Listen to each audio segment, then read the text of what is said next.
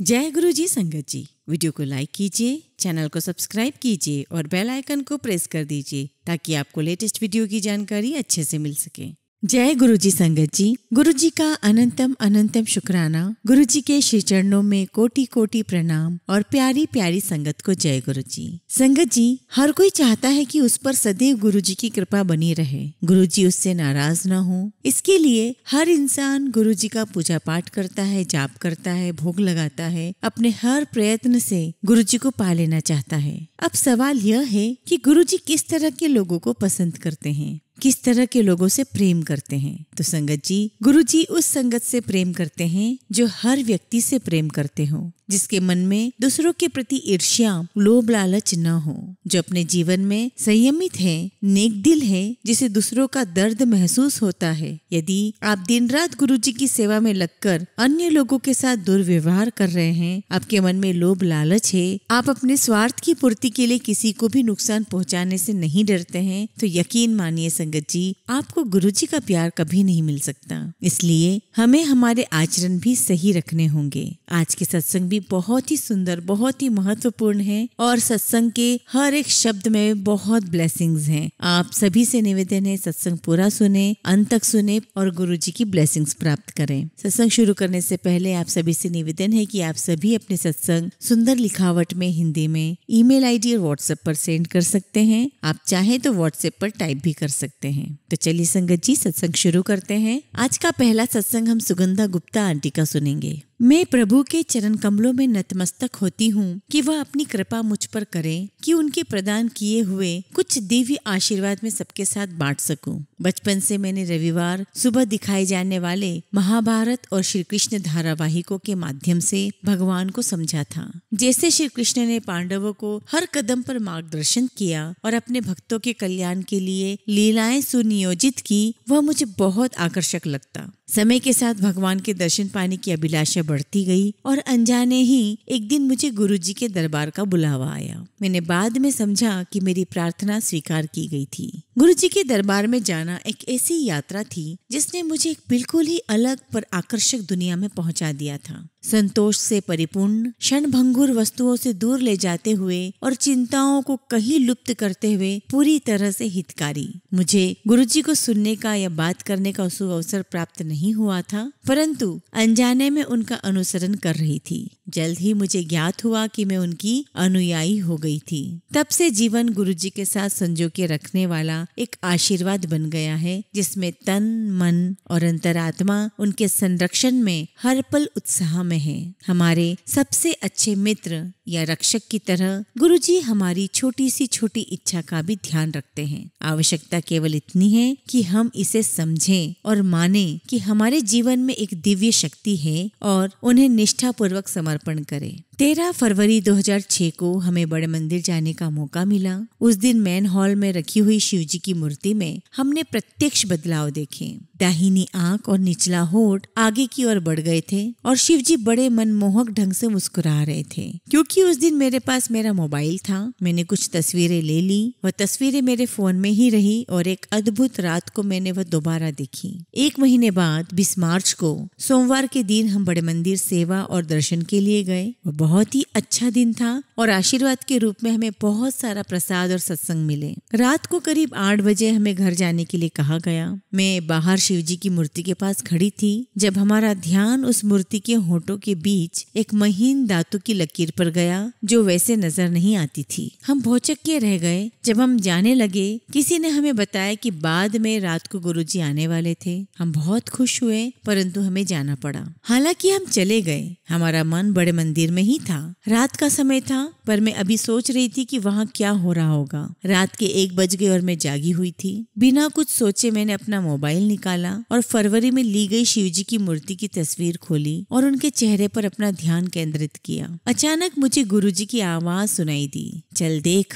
क्या होता है। मैं शिवजी की जटाएं देख रही थी जिनमें गंगा नदी का बसेरा है। 5 मिनट बीत गए लेकिन कुछ नहीं हुआ। जैसे मैंने उनके चेहरे की ओर देखा, मैं यह देखकर आश्चर्यचकित रह गई कि आधा चेहरा लाल हो गया था और कंठ के पास तांबे के रंग का सा धब्बा बन गया था। मैं बहुत डर गई, मेरे दिल की धड़कन तेज हो गई और मैं अपने बिस्तर पर उठकर बैठ गई। गुरुजी ने मुझे आश्वासन दिया कि कुछ नहीं होगा और मैं तस्वीर देखती रहूं। उनकी आज्ञा अनुसार मैं उस अंधेरे कमरे में उसी मुद्रा में रही, यहाँ तक कि मैंने अपना चश्मा भी नहीं पहना। फिर मैंने देखा कि शिवजी की तस्वीर में रंग प्रदर्शित हो रहे थे। दाहिनी ओर के गाल गुलाबी हो गए थे और भौहें हरी और गुलाबी हो गई थी। शिवजी के कंठ के आसपास सर्प पर एक नीली रेखा आंखों से प्रतीक हो रही थी। धीरे धीरे ऐसा लग रहा था मानो रंग सारी मूर्ति पर छिड़क दिए गए हों, जैसे कि होली मना रहे हों। मैंने उस समय गुरुजी की अपरिमित कंपन प्राप्त की। 3 बजे तक मुझे उनके दर्शन प्राप्त होते रहे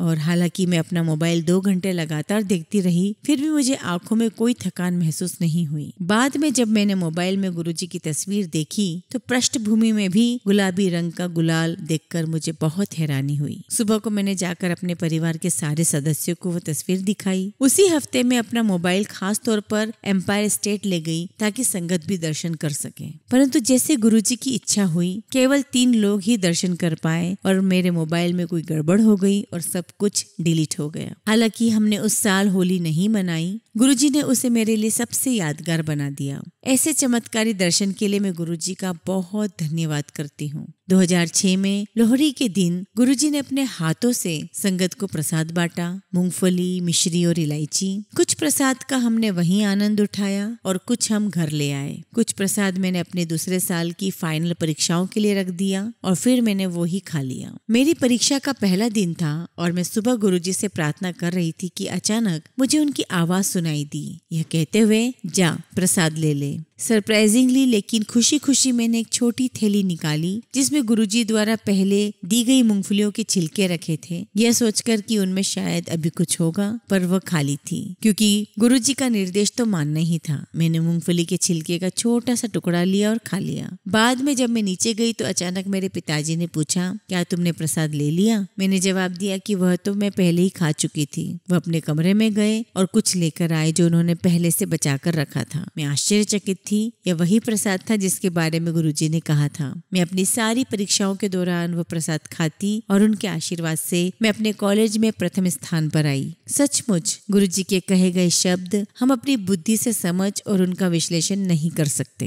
एक बार मैं नोएडा के पास एक मॉल गई। उस दिन बहुत तेज बारिश हो रही थी। काम खत्म करके मैं गाड़ी में चली। बाहर निकलकर मैंने दोनों ओर देखा और सुनिश्चित किया कि कोई गाड़ी नहीं आ रही है। जैसे ही मैं दाईं ओर मुड़ने लगी, मेरी गाड़ी एक जोर के झटके के साथ रुक गई। ऐसा तभी हो सकता था जब किसी ने जोर से ब्रेक दबाया हो, लेकिन मेरा पैर ब्रेक पर नहीं था। हक्की बक्की हो मैंने यहाँ वहाँ देखा तो पाया कि दाईं ओर से एक सफेद गाड़ी निकल कर गई। 5 मिनट तक मैं वहीं हैरान होकर उसी हालत में बैठी रही। अगर गुरुजी ने मेरी गाड़ी नहीं रोकी होती तो वह गाड़ी बुरी तरह से मेरी गाड़ी को टक्कर मारती। उस दिन मुझे बचाने के लिए मैं गुरुजी का धन्यवाद करती हूँ। ग्रेजुएशन के तीसरे साल में मुझे अपने करियर के बारे में निर्णय लेना था। हालांकि मुझे इकोनॉमिक्स पढ़ना पसंद था, मैं डांस में हमेशा मेरी रुचि रही है और मैं डांस में अपना करियर बनाने का सोच रही थी। 2007 में एक रात मुझे गुरुजी के दर्शन हुए जिसमें मैंने उनसे पूछा, गुरुजी क्या मुझे डांस में अपना करियर बनाना चाहिए या इकोनॉमिक्स में एमए करना चाहिए? गुरुजी ने जवाब दिया, एमए कर लो। उस साल मैंने एमए के लिए बहुत सारी प्रवेश परीक्षाएं दी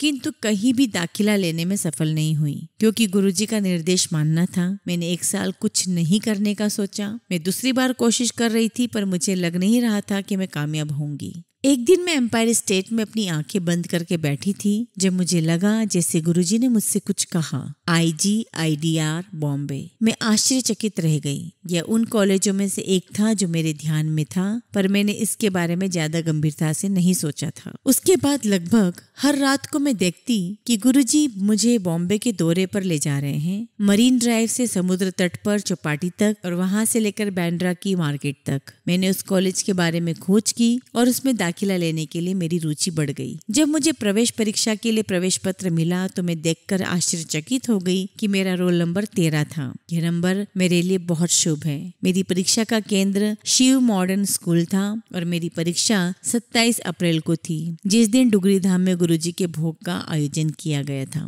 परीक्षा के दिन सफल होने और अपेक्षाओं पर खरे उतरने के दबाव के कारण मैं घबरा गई। जब मैं परीक्षा में बैठी तो मैंने गुरुजी की तस्वीर निकाली और अपने सामने रख दी। परीक्षा शुरू होने से बिल्कुल पहले मुझे गुरुजी के माथे पर ओम के दर्शन हुए। इससे मैं चिंता मुक्त हो गई। मैं अपने साथ एक पेन भी लाई थी जिस पर गुरुजी की तस्वीर थी, जो मैंने सामने ही रखा हुआ था। अचानक एग्जामिनर आई और उसने मुझसे पूछा कि क्या वो पेन इस्तेमाल कर सकती है, क्योंकि उसके पास पेन नहीं था। मैंने पेन उन्हें दे दिया। हालांकि मुझे हैरानी हुई कि एग्जामिनर बिना पेन के आई थी। उसने मेरे सहित सभी की आंसर शीट पर उसी पेन से हस्ताक्षर किए और मुझे ऐसा महसूस हुआ मानो गुरुजी मुझे अपनी उपस्थिति का आश्वासन दे रहे हों। परीक्षा में 130 सवाल थे और हर सेक्शन हमें व्यक्तिगत रूप से पास करना था। 2 सेक्शन तो मैं पास कर लूंगी, इसका तो मुझे पूरा विश्वास था, किंतु इंग्लिश का भाग बहुत कठिन था।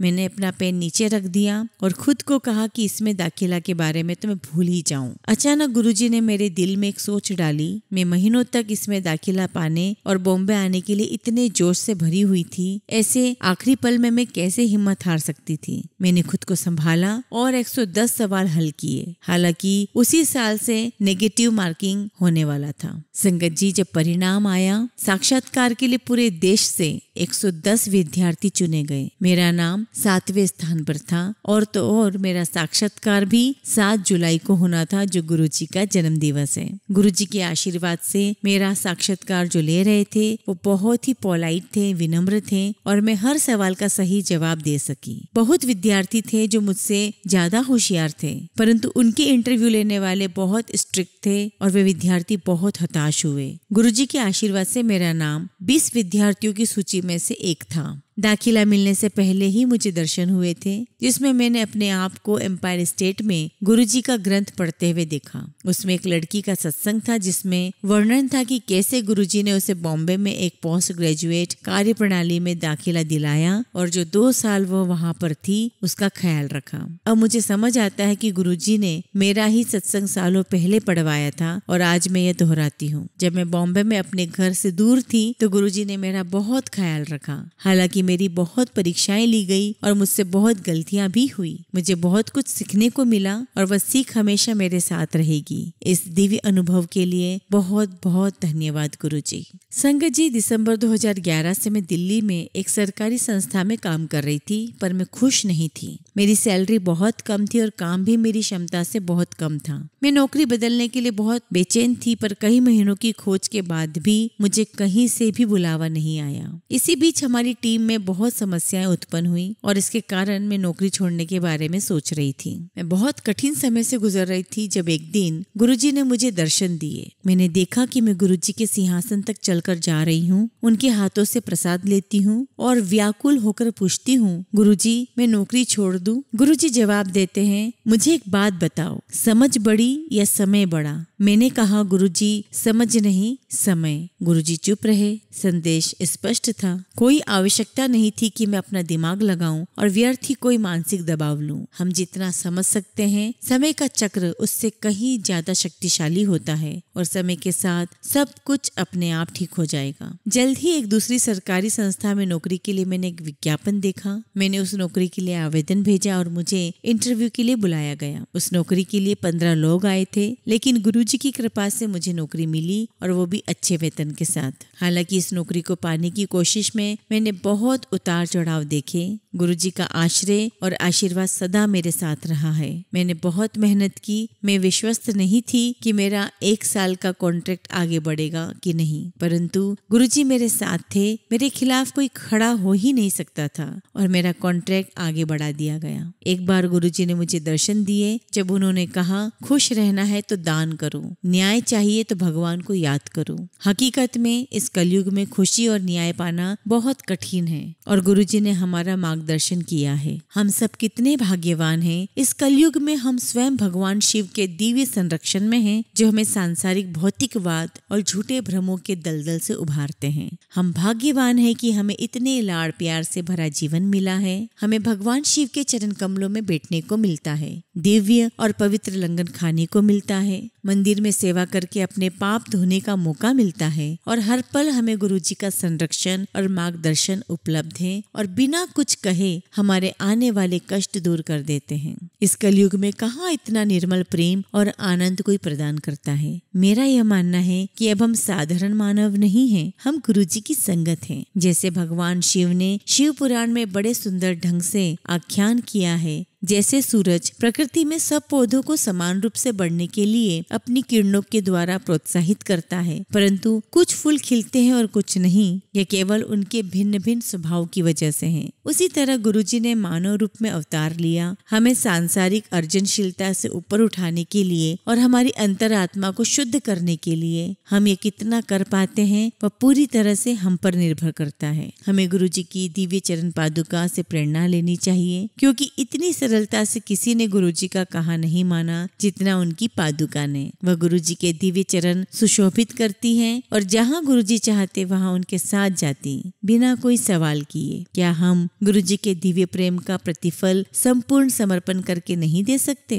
सबसे महत्वपूर्ण सीख जो मुझे मिली है कि सब कुछ झूठ है, सिर्फ गुरुजी ही परम सत्य है। जय गुरुजी, लख लख शुक्राना गुरुजी। संगत जी, हमेशा की तरह इस सत्संग का अंत भी हम एक बहुत ही सुंदर कहानी से करेंगे। शुरुआत में मैंने कहा था कि मैं आपको कहानी के माध्यम से बताऊंगी कि गुरुजी किस प्रकार की संगत को अपना प्यार देते हैं। आप कहानी पूरी सुने और अंत तक सुने। एक बार एक संत को एक देवदूत मिल जाते हैं। देवदूत के हाथ में कागज था। उन्होंने देवदूत से पूछा कि क्या है, तो देवदूत ने बताया कि यह उन लोगों की सूची है जो ईश्वर से प्यार करते हैं। संत ने कहा कि क्या इसमें मेरा भी नाम है? देवदूत ने कहा, इसमें आपका नाम नहीं है। संत ने कहा, सच कहा आपने, मैं ईश्वर के पूजा पाठ में बहुत कम समय देता हूँ। मैं पहले गरीबों बीमारों की सेवा करता हूँ, उससे समय मिलता है तब जाकर मैं ईश्वर का ध्यान करता हूँ। अगले दिन वही दूत संत की कुटिया पर पधारते हैं। तब भी उनके हाथ में एक कागज होता है। संत बोले, जब मेरा नाम आपकी सूची में नहीं है तो आपने यहाँ आने का कष्ट क्यों किया? देवदूत ने कहा, आज मेरे पास दूसरी सूची है। यह सूची उन लोगों की है जिन्हें ईश्वर प्यार करते हैं। इस सूची में आपका नाम पहले नंबर पर है। संगत जी, कथा का सार ये है कि भगवान उन्हें ही प्यार करते हैं जो गरीबों, लाचारों व बीमारों की सेवा करते हैं। तो संगत जी, गुरु जी का प्यार हमें सिर्फ तब मिलेगा जब हम गुरु जी की कही हुई बात का अनुसरण तो करें ही, पर साथ में हमारे आचरण भी शुद्ध हो, हमारे विचार भी शुद्ध हो, हमारे कर्म भी शुद्ध हो और हम दूसरों का भला करते रहें, दुखों का दर्द समझते रहें। जय गुरु जी, शुक्राना गुरु जी।